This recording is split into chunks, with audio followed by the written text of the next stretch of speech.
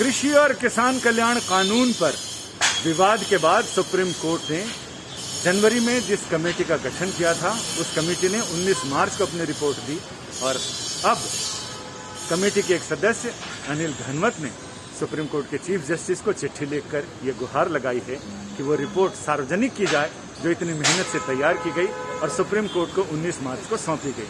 उन्होंने ये भी कहा है कि किसानों की समस्याओं का निदान अभी तक नहीं हुआ है, जिसका उन्हें बहुत दुख है और अफसोस है।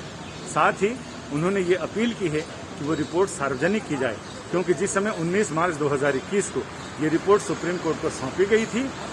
उसके बाद ही कमेटी ने कहा था कि कुछ दिनों के बाद, अभी तो रिपोर्ट सुप्रीम कोर्ट को सौंपी जा रही है, कुछ दिनों बाद इसका खुलासा प्रेस विज्ञप्ति के जरिए यानी मीडिया के आगे किया जाएगा, इसे सार्वजनिक किया जाएगा। लेकिन उसके बाद से सार्वजनिक कोई भी चीज नहीं हुई और उन्होंने चीफ जस्टिस से गुहार लगाई है कि जो उपाय बताए गए हैं, जब तक रिपोर्ट सार्वजनिक नहीं होगी तब तक उन उपायों पर अमल कैसे होगा, और वो चाहते हैं कि किसानों के धरने, प्रदर्शन और विरोध का अंत हो। तो ऐसे में जो सुझाव दिए गए हैं, कमेटी ने अपनी रिपोर्ट दी है, उस रिपोर्ट पर अमल करके कुछ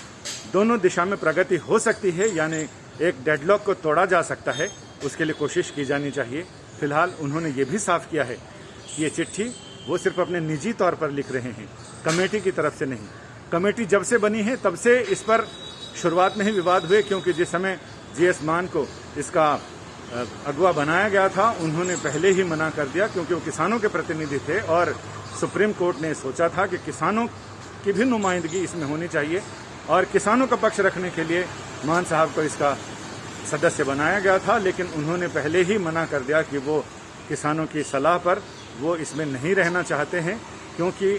जिन लोगों को कमेटी में शामिल किया गया वो लोग पहले ही कृषि बिलों का समर्थन विभिन्न प्लेटफॉर्म्स पर कर चुके हैं, लिहाजा उनका भरोसा इस कमेटी पर नहीं है। फिलहाल कमेटी की रिपोर्ट सुप्रीम कोर्ट के पास है और कमेटी के एक सदस्य अनिल घनवत ने सुप्रीम कोर्ट के चीफ जस्टिस को चिट्ठी लिखकर गुहार लगाई है कि रिपोर्ट को जल्दी सार्वजनिक किया जाए, क्योंकि रिपोर्ट में जो सुझाव और सिफारिशें की गई हैं उन पर अमल करके हो सकता है कि सरकार और आंदोलनरत किसानों के बीच जो बर्फ जमी है वो बर्फ थोड़ी पिघल सके, दोनों तरफ से कुछ चीज़ें दो कदम आगे बढ़ सकें, तो कुछ तुम भी बढ़ो कुछ हम भी बढ़ें, वैसी स्थिति हो सकती है। अब देखना दिलचस्प होगा कि इस चिट्ठी का कितना असर होता है, क्योंकि रिपोर्ट तो अभी सुप्रीम कोर्ट के पास ही है। संजय शर्मा, दिल्ली, आज तक।